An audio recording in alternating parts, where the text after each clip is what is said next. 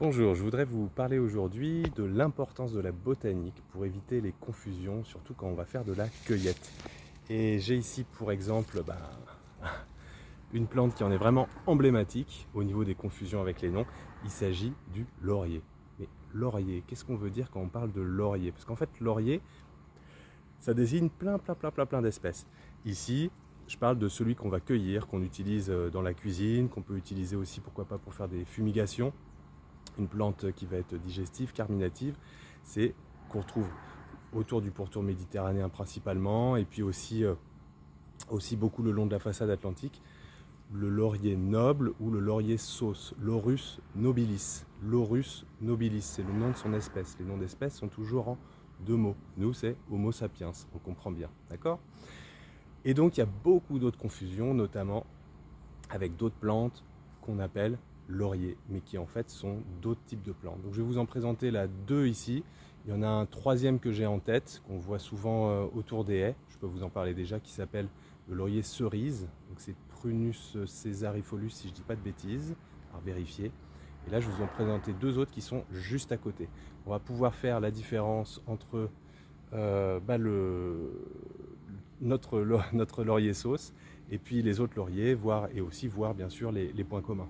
Ici, toujours avec les feuilles de Laurus nobilis, qui, comme déjà vous pouvez le constater si on voit grand, est quand même un bel arbuste bien grand. Il va avoir, comme les autres, des feuilles qui sont cirées. Il y a une sorte de petite pruine qui va permettre d'éviter la transpiration. Donc c'est quand même très pratique en cas de chaleur. Et ça, c'est le cas de toutes les plantes qu'on appelle laurier. Plus particulièrement dans le laurier noble, Laurus nobilis, on voit qu'il va avoir des feuilles ovales, pointues au bout, la marge, c'est-à-dire le bord de la feuille est lisse, on distingue clairement une nervure principale, et puis des nervures secondaires plutôt pennées, mais pas forcément de manière très régulière, comme vous pouvez le voir entre les deux feuilles là que j'ai entre les doigts. Enfin, comme vous pouvez le constater aussi ici, il va faire des petits fruits.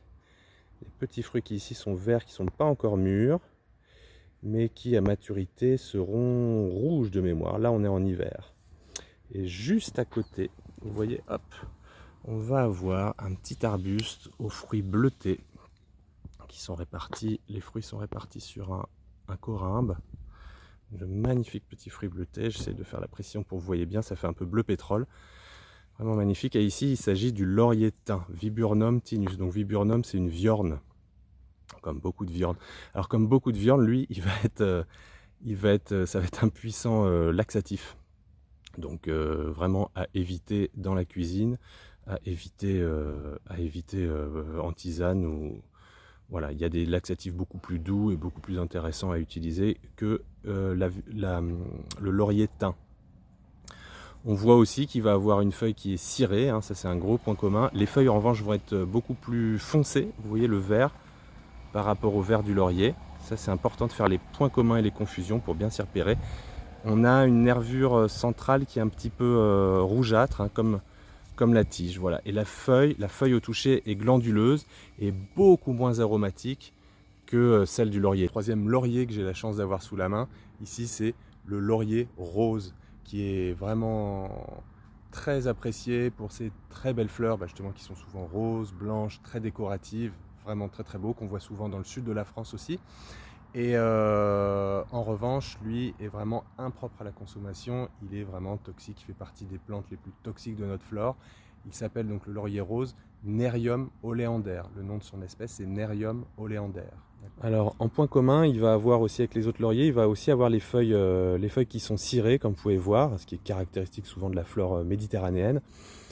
Et il va avoir des feuilles qui sont, bien que ovales et pointues au bout, qui sont beaucoup plus allongées que celles du laurier.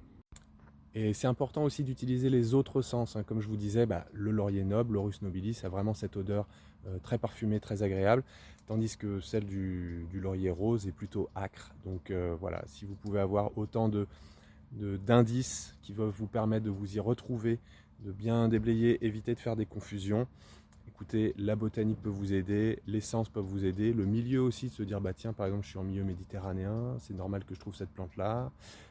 Ça peut aussi vous aider, voilà. Et bien sûr, si jamais vous avez un doute, et surtout si c'est pour la consommation, bah, ne l'utilisez pas.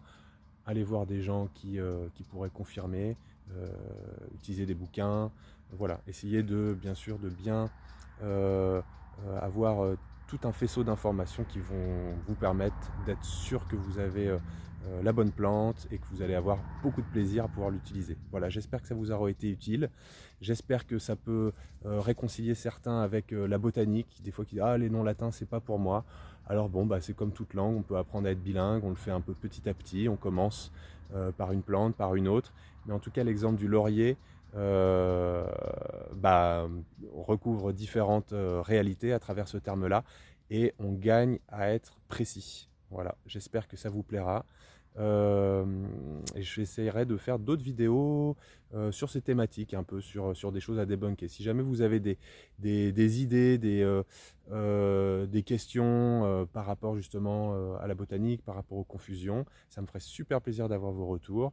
N'hésitez pas. Et puis, bah, suivez les infos sur legoûtdusauvage.com pour les prochaines sorties, les cycles, les formations là, qui devraient arriver en tout début de printemps. Voilà, à bientôt.